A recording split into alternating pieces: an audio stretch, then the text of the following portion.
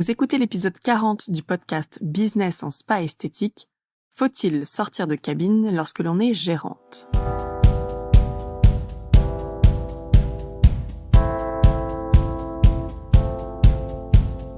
Bonjour et bienvenue. Je suis Tiffaine Modeste et je suis ravie de vous retrouver sur le podcast Business en spa et esthétique, le premier podcast du secteur du spa et de l'esthétique en France. À chaque épisode, je vous propose de découvrir les meilleures astuces que j'ai mises en place au cours de ma carrière et qui m'ont permis d'atteindre le 1 million d'euros de chiffre d'affaires dans mon spa, les outils que je partage avec nos clientes et leurs histoires de réussite, et les témoignages des grands acteurs de notre secteur.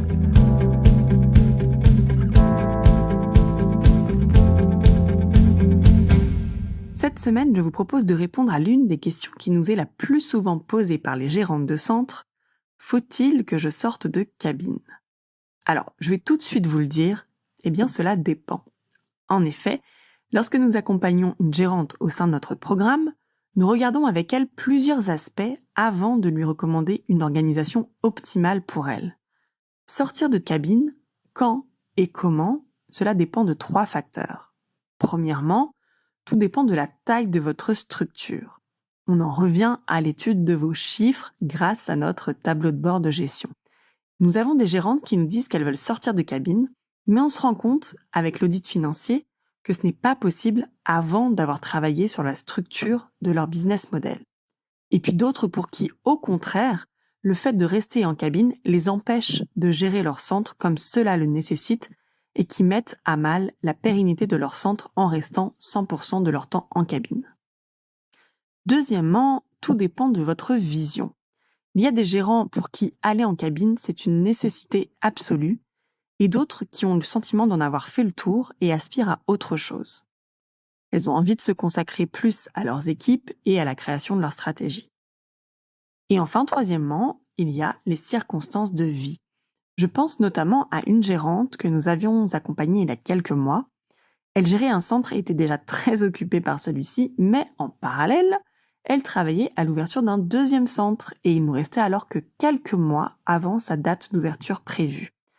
Cette cliente n'avait pas les ressources RH idéales. Elle était vraiment en sous-effectif avec en plus une de ses esthéticiennes qui était très difficile à manager. Il était alors indispensable qu'elle sorte de cabine pour gérer ces 2 projets. À quel moment, de toute façon, pouvait-elle gérer tout ça ? Est-ce que c'était le soir entre 20h et 23h, les dimanches, ou entre 2 rendez-vous de clientes ? Elle m'a confié après coup que ça avait été très difficile pour elle de sortir en cabine comme je lui avais recommandé, parce qu'elle s'était rendue compte que c'était ce qu'elle aimait le plus, c'était d'être en cabine et de prendre soin de ses clients. Donc, il n'y a pas de vrai ou de faux dans l'absolu. La sortie de cabine des gérantes s'opère vraiment au cas par cas. Cependant, une chose est sûre, une gérante qui passe 100% de son temps de travail en cabine ne peut être pleinement concentrée sur son rôle de chef d'entreprise. Cette gérante artisane a souvent beaucoup de mal à trouver un équilibre de vie. Et nous accompagnons nombreuses de ces gérantes qui sont épuisées, à la limite parfois du burn-out. Et si ces gérantes ne changent pas leurs habitudes de travail, non seulement elles empêchent leur centre de développer son plein potentiel, mais c'est surtout très dangereux pour leur santé. Encore une fois, le métier de gérante esthéticienne a considérablement changé ces dernières années. L'artisane doit devenir chef d'entreprise, tout simplement parce que ses missions de gestion ont pris une place plus importante dans le succès de leur centre. Et je vous en avais déjà parlé dans l'épisode 1 qui s'appelle « Passer du statut d'artisane à celui de chef d'entreprise » et dans l'épisode 5, la nouvelle génération de gérantes et managers, que je vous invite d'ailleurs à écouter ou bien à réécouter. Alors, quelles sont ces nouvelles missions d'une esthéticienne chef d'entreprise en dehors de la cabine ? Il y a tout d'abord la gestion financière, et nous en avons déjà parlé dans de nombreux épisodes, notamment l'épisode numéro 2, l'épisode numéro 11 et l'épisode 38. Aujourd'hui, pour gérer un spa, un centre beauté ou de bien-être, il vous faut connaître vos chiffres et savoir les interpréter pour prendre les bonnes décisions financières. Donc, au-delà du temps de comptabilité mensuelle, c'est un vrai travail de suivi de vos chiffres qui nécessite du temps en plus chaque semaine et chaque mois. Ensuite, il y a la définition et le pilotage de votre développement marketing. Aujourd'hui, on voit bien, le marché se transforme et les centres qui cartonnent le plus sont ceux qui ont retravaillé leur positionnement marketing, leur image de marque et qui pilotent les actions de communication de façon préparée. Elles sont sorties de ce que j'appelle le marketing de dernière minute. Vous vous en doutez certainement, cette partie de mission prend du temps et ne peut plus fonctionner si l'on ne change pas ses habitudes de dernière minute. L'exemple le plus flagrant que je croise encore beaucoup dans les groupes sur les réseaux, c'est de se demander 15 jours avant la fête des mères, ou tout événement du genre d'ailleurs, quelles offres vous allez proposer. Si vous fonctionnez encore comme ça, il vous faut absolument changer. Enfin, il y a tout un travail continu à faire sur l'optimisation du parcours client. J'y consacre aussi beaucoup d'articles et d'épisodes sur ce podcast, puisque la gestion de votre parcours client est l'ingrédient qui fera de votre centre un centre reconnu par vos clients pour la qualité de vos services. Et pour ce faire, vous devez y consacrer du temps également. L'idée n'est plus de rester sur vos acquis, mais de prendre le recul régulièrement sur la qualité de vos prestations et la qualité de vos prises en charge. Comment vous accueillez vos clients, comment vous leur faites les recommandations produits et soins, autrement dit, comment vous vendez, et enfin, comment vous recueillez leurs impressions et satisfactions pour en faire quelque chose de constructif dans votre évolution. Bref, là encore, on y consacre du temps. Mais ce n'est pas tout. Pour ceux et celles d'entre vous qui travaillez avec une équipe, il y a toute votre casquette de manager. Et là, bien évidemment, c'est la partie de vos missions qui nécessite que vous leur accordiez le plus de temps. Je dis souvent que dès lors que vous avez une équipe, celle-ci devient votre priorité absolue. Et ça prend du temps, beaucoup de temps. Aujourd'hui, manager une équipe est une vraie compétence dont il faut s'équiper.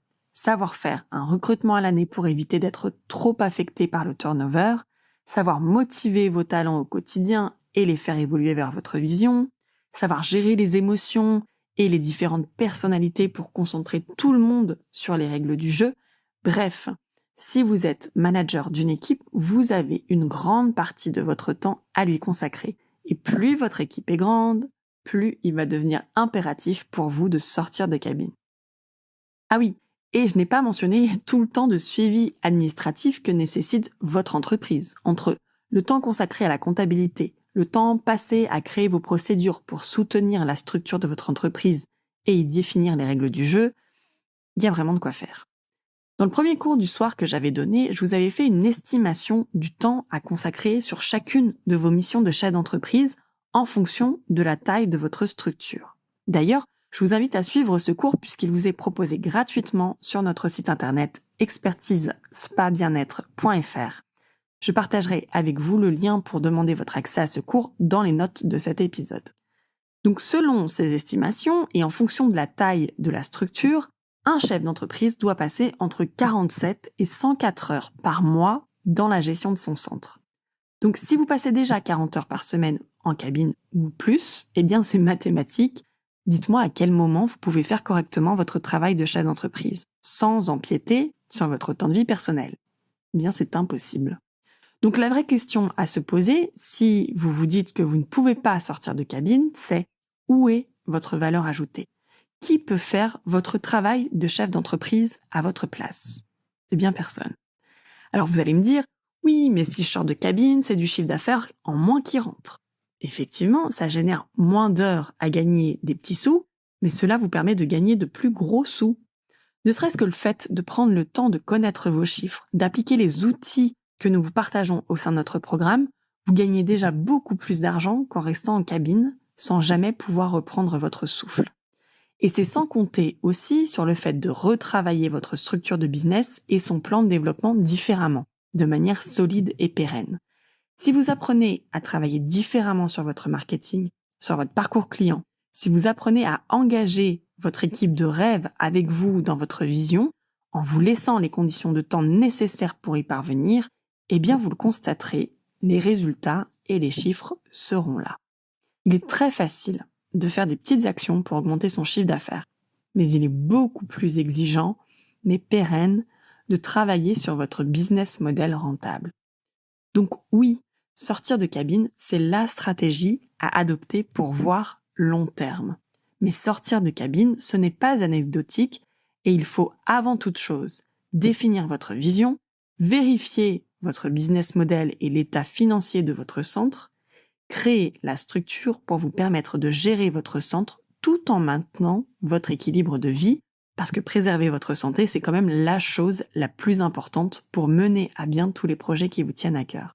Et c'est exactement la mission d'Expertise Pas Bien-être, de vous y aider.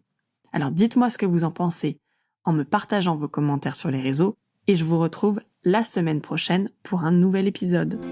Si vous aimez le podcast Business en Spa et Esthétique et que vous aussi, vous voulez upgrader votre centre, je vous invite à nous retrouver sur le site expertise-spa-bien-être.fr.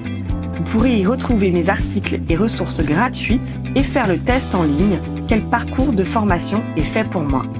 N'oubliez pas de vous abonner au podcast dans votre plateforme d'écoute et de nous partager votre avis. Cela nous aide énormément. Merci et à la semaine prochaine.